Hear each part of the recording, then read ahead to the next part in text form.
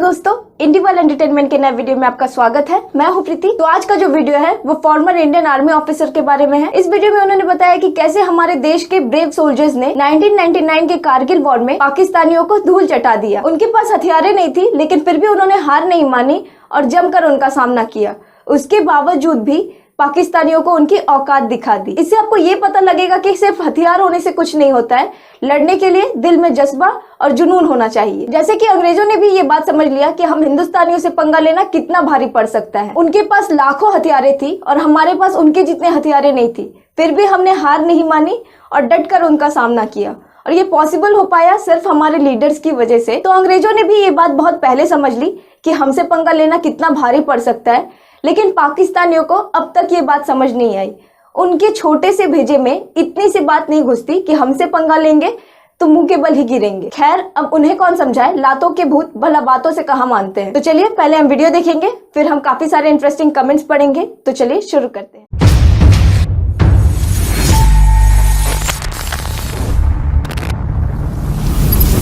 मैं 3 रात और 4 दिनों तक दुश्मनों से घिरा रहा और मेरे पास सिर्फ 2 बुलेट्स थी। और मैंने अपने बॉयज की तरफ देखा, उनके पास भी 1 या 2 बुलेट्स थी। और मुझे मैसेज मिला कि 40 पाकिस्तानियों ने हमें घेर लिया है और वो हमारे नजदीक आ रहे हैं। मुझे हिम्मत लानी थी। वे सारे परेशान थे, वे साफ साफ मेरे चेहरे पर परेशानी देख पा रहे थे। और मुझे याद है मेरे पिता कहा करते थे, ह्यूमर का प्रयोग करो जो मैदान को बदल देगा। और मैंने क्विकली सोचा, नेपाली में, मेरे लैंग्वेज में कोई गाली नहीं है, शायद ही कोई गाली है। अगर आप लाउडली बात कर रहे हैं तो वो गाली है, तो कोई गाली नहीं है। और हमारे लोग बहुत अनिश्चित हैं, क्योंकि उन्हें गाली देने की आदत नहीं, क्योंकि कल्चर ही ऐसा है। और वे पाकिस्तानी इस पहाड़ के ऊपर से आ रहे थे। आप लोगों को साफ साफ सुन सकते हैं, लेकिन ढलान की वजह से और चलने के कारण पहुंचने में समय लग रहा था। और वो पाकिस्तानी मुझे गाली दे रहे थे, वे हमें गाली दे रहे थे। उन्होंने सबसे बेस्ट अब्यूजिव लैंग्वेज का यूज किया। I can say totally parliamentary language.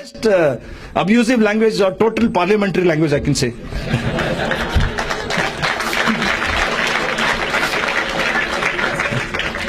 तो सभी पार्लियामेंट्री लैंग्वेज समझते हैं। एंड योर्स ट्रूली, मेरे स्कूल, कॉलेज और यहाँ तक कि एकेडमी डेज में भी मेरे सबसे अच्छे फ्रेंड सरदार जी थे, और उन्होंने मुझे कुछ पंजाबी गालियाँ सिखाई थी। मैं पंजाबी गालियों का वोकैबुलरी हूँ।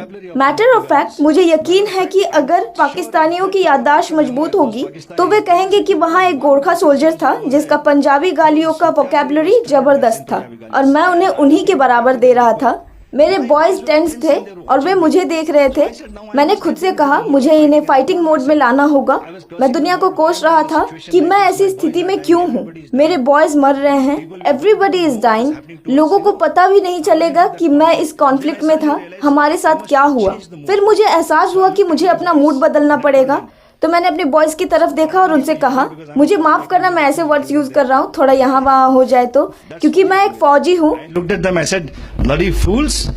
तुम्हारा कमांडिंग ऑफिसर साहब को ये पाकिस्तानी लोग इतना गंदा गंदा गाली दे रहे हैं, तुम लोग चुपचाप बैठे हो, गाली दो। उसके बाद मेरे बॉयज पूरे दुविधा में थे। कमांडिंग ऑफिसर का हुक्म इज लाइक पत्थर में लकीर। उन्हें मना करने का सवाल ही पैदा नहीं होता, तो वे एक दूसरे को कोनी मारने लगे कि तुम बोलो। और फिर उन्होंने एक साथी को पकड़ा, ज्ञान बहादुर, जो देहरादून से था। उन्होंने कहा, ये देहरादून का बदमाश है, इसे पक्का गाली आती होगी। तो उन्होंने उसे उठाया और वो उठा। उसने अपना खुकरी निकाला, अपना जैकेट ठीक किया, और वो अभी भी अपना साहस इकट्ठा करने की कोशिश कर रहा था ताकि वो मेरे सामने गाली दे सके। उसने बोल्डर पर देखा, मुझे देखा। जब उसने ये कहा तो मैं बहुत जोरों से हंसा। पाकिस्तानी कुत्ता ऊपर आएगा तो मुंडी काट देगा।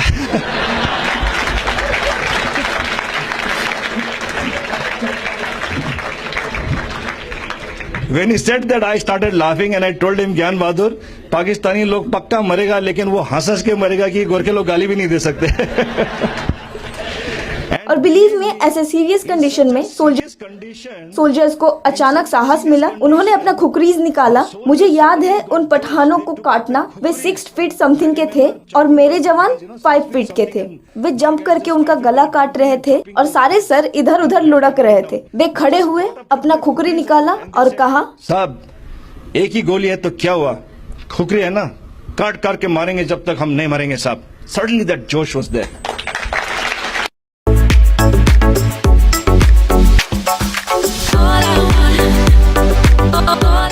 पहला कमेंट है भूषण इकानकार।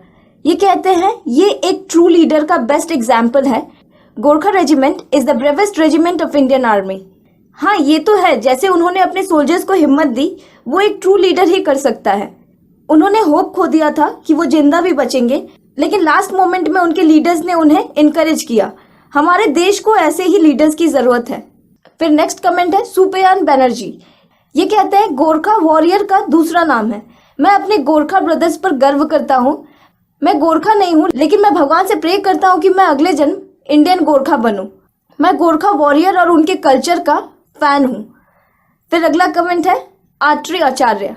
ये कहते हैं यही कारण है कि इंडियन आर्मी इतना अच्छा परफॉर्म करती है, क्योंकि हमारे पास ब्रिलियंट ऑफिसर्स और मैन हैं। बिल्कुल, हमारे इंडियन आर्मी की बात ही कुछ और है। जवानों के अंदर देशभक्ति और देश के लिए कुछ भी कर जाने का जुनून ही इन्हें हिम्मत देती है। इनके वजह से ही तो हम सेफ हैं और बिना किसी टेंशन के आराम से रह पाते हैं। अगर हमारे सोल्जर्स नहीं होते तो क्या हम सुरक्षित होते? तो salute to those soldiers who have lost their lives in war and those who are still fighting for us. फिर अगला कमेंट है तपाब्रता चक्रवर्ती। ये कहते हैं if a Gorkha opens kukri, उसमें खून तो लगेगा ही। उन वीर सेना के जवानों को सलाम। फिर नेक्स्ट कमेंट है विनायक पैनिककर। मैं स्पीचलेस हूँ इसकी स्पीच सुनने के बाद। मैंने कभी ऐसा स्पीच नहीं सुना जहां मैं पहले हंसता हूँ, फिर सोचता हूँ कि वो इतनी आसानी से सिर काटने के बारे में कैसे कहता है। मुझे गर्व भी महसूस हो रहा है और गूज बम्स भी आ रहे हैं। फिर हरीश भीमिनेनी कहते हैं कि जब मैंने टाइटल देखा तो मुझे गलत फहमी हुई। व्हेन अ गोरखा सरेंडर्ड, लेकिन आई नो एक गोरखा कभी सरेंडर नहीं करेगा। फिर प्रतीक प्रकाश लिखते हैं कि इमेजिन अगर हमारे पास ड्रोन होते तो हम इन सैनिकों को आसानी से गोली बारूद भेज सकते थे और कुछ ही सेकंड में खेल बदल जाता। यानी हमें एडवांस टेक्नोलॉजी में ज्यादा से ज्यादा इन्वेस्ट करना चाहिए। ये देखकर खुशी हुई कि हम अच्छी गति से आगे बढ़ रहे हैं, हालांकि और गति की आवश्यकता है। फिर अगला कमेंट है ऋषि चौधरी। ये कहते हैं कि सर आपको और आपके बटालियन को सदर नमन। आप लोग हमारे देश के असली हीरो हैं। आप जैसे नागरिकों को हमारे देश में पाकर हमें गर्व है। जय हिंद, वंदे मातरम। फिर अगला कमेंट है शुभांकित चौधरी। ये कहते हैं इंडिया अपनी जीवित संस्कृति और सेना में विभिन्न संस्कृति और रेजिमेंट के लोगों के कारण मजबूत है।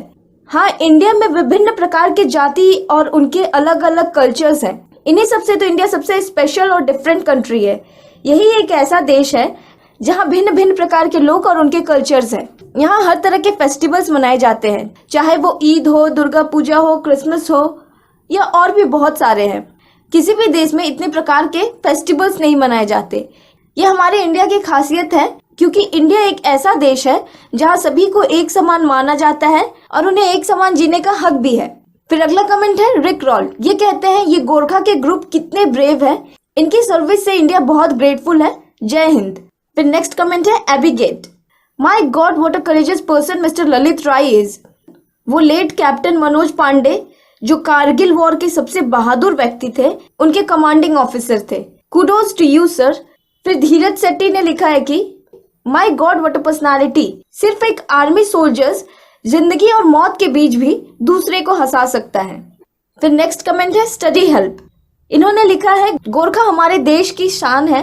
अपने देश की रक्षा के लिए हम हमेशा उनकी ग्रेटफुल रहेंगे। तो आज का वीडियो मैं यहाँ पे खत्म करती हूँ और मिलती हूँ आपसे नेक्स्ट वीडियो में। Till then good bye.